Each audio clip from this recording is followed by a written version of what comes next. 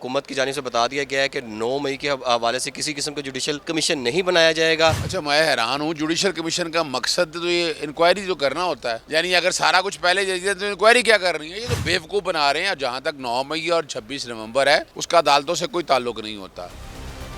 लड़ाई झगड़े तो वो करते हैं ना जिनके पास दलील कोई नहीं होती। मैंने तो कल लड़ाई याद देखे ना, मैंने किसी के हाथ उठाया हो, मैंने किसी से बदतमीजी की हो, अब उनके पास दलाइल नहीं होते। जब दलाइल नहीं है तो उन्की कोशिश होती है मैं अटैक कर देते। वो भी करते रहे ना।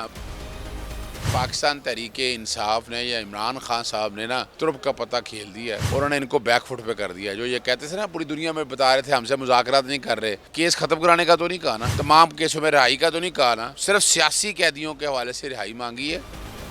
अस्सलाम वालेकुम। पब्लिक डिजिटल के साथ मैं हूं सलमान मान। मैं इस वक्त लाहौर हाई कोर्ट में मौजूद हूं। अमेरिका के जो इलेक्शन हुए उसके बाद सदर ट्रंप की जानिब से जो है वो हल्फ उठा लिया गया है और पाकिस्तानी और ख़ास तौर पर जो पीटीआई है उनकी सारी उम्मीदें जो थी वो यही थी कि जैसे ही अमेरिका में हुकूमत बदलेगी और पाकिस्तान के दिन भी बदल जाएंगे, ख़ास तौर पर जो पीटीआई की जो मुश्किलात हैं वो कम होना शुरू हो जाएंगी। हमारे साथ इस वक्त एडवोकेट अज़हर सदीक साहब मौजूद है। अच्छा सर, इस बात में कितनी सदाकत है? देखिए, एक बात तो बड़ी वाज़ेह है। क्वेश्चन ये नहीं है, क्वेश्चन ये है कि कम अज़ कम जो बाइडन इंतज़ामिया के बाद जो ह्यूमन राइट वायलेशन चल रही है ना पूरी दुनिया के अंदर, उसका इम्पैक्ट पाकिस्तान पे भी आना है। अभी आप देख लें, अपना इसराइल पीछे हट गया गज़ा से, जंगबंदी शुरू हो गई है। उन्होंने अपने अंदर ही कैपिटल हिल के जो मुकदमे झूठे थे सारे ही एक एग्जेक्टिव ऑर्डर से वापस ले लिए। तो वो जो बदमाशी का जो दौर है ना, वो जो उस दौर से चला आ रहा है पूरी दुनिया के अंदर, उसका इम्पैक्ट तो पाकिस्तान पे होना ही होना है। और आने वाले दिनों में आप देखेंगे कि कम बेश जो है ना, ये तो चले सज़ा इमरान खान साहब को अपना डोनाल्ड ट्रंप के हलफ से पहले सज़ा तो सुनानी थी, सज़ा ली, उससे कोई फ़र्क नहीं पड़ता। हमारा सज़ा ये कोई टारगेट था कि ट्रंप के हलफ उठाने से पहले ही बानी पीटीआई को जब सज़ा सुनाई जाएगी?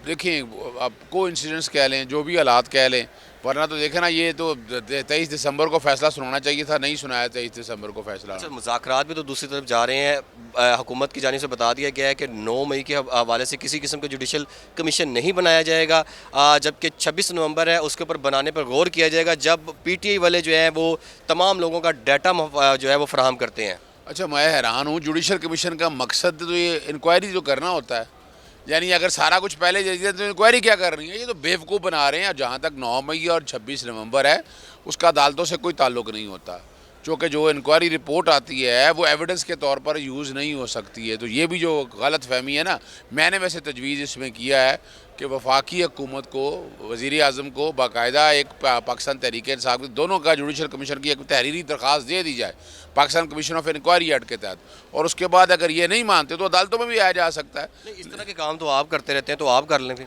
नहीं, देखिए, मैंने तो दरखास्तें दी थी, मैं साहब बता दूं आपको, लेकिन अभी तक हुआ नहीं है। उस कॉन्टेक्स्ट के हवाले से 26 नवंबर में दे नहीं सका। अब जो कि पार्टी ने अपने तय एक्शन ले लिया हुआ है ना, तो मेरा मुनासिब नहीं है कि मैं पीटीआई ने वाज़ेह कहा था कि ये दो मुतालबात माने जाएंगे, उसके बाद आगे जो है मुज़ाकरात की बात आगे बढ़ेगी। एक बात तो आप जेहन में रख लें कि पाकिस्तान तहरीके इंसाफ ने या इमरान खान साहब ने ना तुर्क का पता खेल दिया है और उन्होंने इनको बैकफुट पे कर दिया है। जो ये कहते थे ना, पूरी दुनिया में बता रहे थे हमसे मुज़ाकरात नहीं कर रहे, अच्छा, और मुज़ाकरात भी बड़े शॉर्ट टर्म्स पे, यानी क्या कोई केस ख़त्म कराने का तो नहीं कहा ना, क्या तमाम केसों में रिहाई का तो नहीं कहा ना, सिर्फ सियासी कैदियों के हवाले से रिहाई मांगी है। उसमें वो खुद भी तो है। देखिए ना, खुद तो इमरान खान साहब की रिहाई क्या गई है। 190 मिलियन में सज़ा हुई है, वो अपील फाइल हो रही है और सस्पेंशन का इख्तियार है हाई कोर्ट को, और 26वीं आईनी तरमीम के ज़रिए जजेस पैक करने का प्रोसेस जारी है। अब देखते हैं कि उन्होंने अपना जो केस है इमरान खान साहब का अपील का, उम्मीद तो है कि नए किसी जज के सामने नहीं लगाएंगे चीफ जस्टिस आमिर फ़ारूक साहब। इख्तियार उनका है केस फिक्सेशन के हवाले से, अपील आजकल में फ़ाइल हो रही है और भोंडा केस है।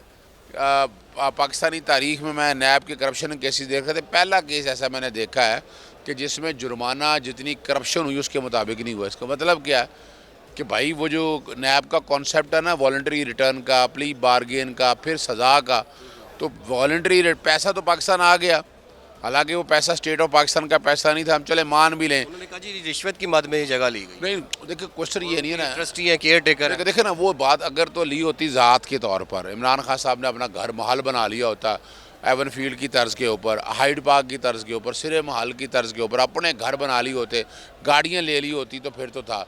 वो तो एक यूनिवर्सिटी बनी ट्रस्ट की, और ट्रस्ट के कवानीन में तब्दीलियाँ बार बार लाते रहे ताकि वो ट्रस्ट चल ना सके। यानी बदनीति इस हद तक तो यहाँ है ना। और ये भी कमाल है, करप्शन भी वाहिद करप्शन है कि जिसमें हर चीज़ अकाउंट में है।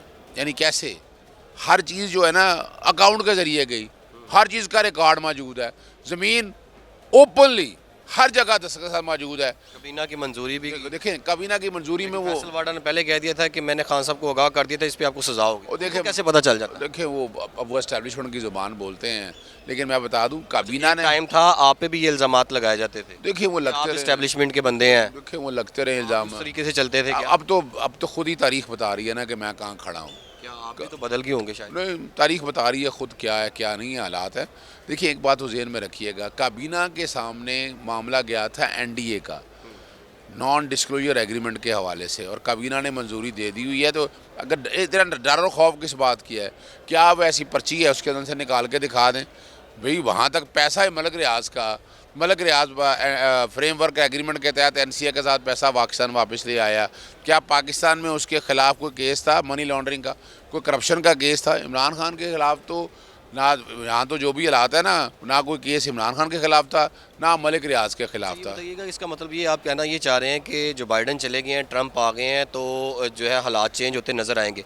इसका मतलब ये कि आप इस बात को एडमिट कर रहे हैं कि अमेरिका का इन्फ्लुएंस है पाकिस्तान में? देखिए मैं उस तरह के अमेरिका की बात नहीं कर रहा जो बिल क्लिंटन के अपना आए थे मिलने के लिए। याद है आपको पाकिस्तान के चीफ जस्टिस शाहद हसन से बाथरूम में 5 मिनट की मीटिंग हुई थी, और ये तो अब तारीख अब डॉक्टर नसीम अशरफ ने भी बता दिया, अब तो हर कोई बात सामने कर रहा है। यानी बिल क्लिंटन इस काम के लिए आया था। आप ज़रा खुदा रहा यार, को फांसी नहीं देनी। हाँ देखें ना आप ज़रा दिन में, लेकिन यहाँ हम कोई ऐसे काम नहीं मांग रहे। हम कह रहे हम तो जो पूरी दुनिया में आवाज़ उठ रही है यूएन कन्वेंशन और यूएन जो है ना वर्किंग पेपर आर्बिट्रेरी डिटेंशन के ऊपर, यूएसए की पार्लियामेंट ने ह्यूमन राइट वायलेशन के ऊपर, यूके की पार्लियामेंट ने ह्यूमन राइट वायलेशन के ऊपर बात कर रहे हैं। वो तो बात उन चीज़ों पे कर रहे हैं, पाकिस्तान का किसी डोमेस्टिक या किसी और चीज़ में ना वो मुदाखलत कर रहे हैं ना कोई ऐसी बात है।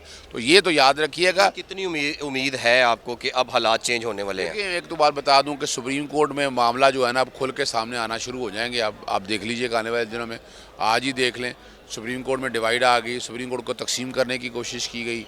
यानी अगर एक केस सुन रहे थे तो सुप्रीम कोर्ट को सुनना चाहिए था। आप कौन होते हैं फैसले करने वाले? आईनी बेंचों के पास केस लगाएं। अच्छा, एक सवाल ये है कि बानी पीटीए की 8 मुकदमात की जो दरख्वास्त ज़मानतें जो हैं बाद इस गिरफ्तारी वो लाहौर हाई कोर्ट में दायर कर दी गई हैं।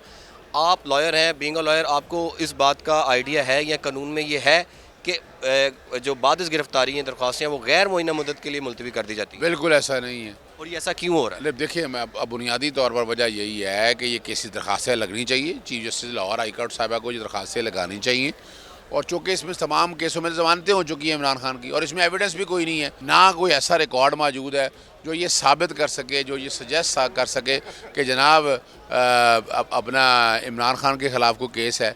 कि अब कंस्पिरेसी भी है तो कंस्पिरेसी अब 4 वर्जन बदल चुके हैं, ये हम सारे केसेस में पेश होते रहे। जो 12 मुकदमात थे, 4 मुकदमात की पर भी यही इल्ज़ामात थे, वो एटीसी से हो गई, ये 8 की नहीं हुई। तो 8 के वो जज इंतजार, आपको पता कि नया जज आया फिर केस को सुना गया। अब इनमें बाकी जगहों के ऊपर भी पिंडी वगैरह में भी ज़मानतें हो चुकी हैं, तो जो बयान वगैरह जो बदल गए, यानी पहले बनाते रहे कि जनाब कंस्पिरेसी 2 इंस्पेक्टरों ने सुनी, वो इंस्पेक्टरों ने 9 मई से पहले बताया कुछ नहीं, 12 मई का उनका बयान आया, वो रिकॉर्ड पे है। फिर बाद में सदाकत अब्बासी के बयान आ गए, फिर आगे के बुशरा बीबी मुस्कुरा रही थी, तो ये दहशत गर्दी है। तो वर्जन तो इतने बदल चुके हैं, उनमें 9 मई के हवाले से कोई लंबी बात नहीं है। इमरान खान की जो बाहर आना जो है ना वो कोई ज़्यादा लेंथी नहीं है, 3 से 4 हफ्ते लग सकते हैं नैब की सज़ा सस्पेंड होने में 190 मिलियन पाउंड के। और जहाँ तक तोशा खाना है के हवाले से मामला है, वो क्वेश्चन के में प्रोसीडिंग रुक जाएंगी, बड़ी उम्मीद है रुक जाएंगी, और बाकी रह जाएगा 9 मई का। तो 9 मई में आपको खुद अंदाज़ा है कितना का लटका लेंगे उनको। अच्छा, मुझे ये बताएं कि आप स्टूडियो में जा रहे हैं, तलाल चौधरी से भी आपकी उस दिन टक्कर हो गई सही मुकाबले की, ये बताइएगा कि क्यों आप स्टूडियोज़ में जा रहे हैं और प्रोग्राम में जो है वो आपकी बहस मुबासा कभी लड़ाई झगड़े ये क्यों हो रहे हैं? देखिए लड़ाई झगड़े तो वो करते हैं ना जिनके पास दलील कोई नहीं होती। मैंने तो लड़ाई याद देखे ना, मैंने किसी के हाथ उठाया हो मैंने किसी से बदतमीज़ी की हो। अब उनके पास दलाइल नहीं होते, जब दलाइल नहीं है तो उनकी कोशिश होती है मैं अटैक कर देते हैं। वो भी करते रहे ना। मगर मैंने तो देखे ना, मैंने तो अमन की ज़ुबान बोलनी है, मैंने तो दलाइल से बात कर, और मैं चैलेंज कर रहा हूँ। मैं शबाश शरीफ को चैलेंज कर रहा हूँ, अता ताड़ को चैलेंज कर रहा हूँ, राणा सनाउल्लाह को चैलेंज कर रहा हूँ, इनके पूरी काबीना को आ जाएं किसी दिन आकर बैठ जाए मेरे सामने, मैं अकेला ही काफ़ी हूँगा इनका मुकाबला करने के लिए।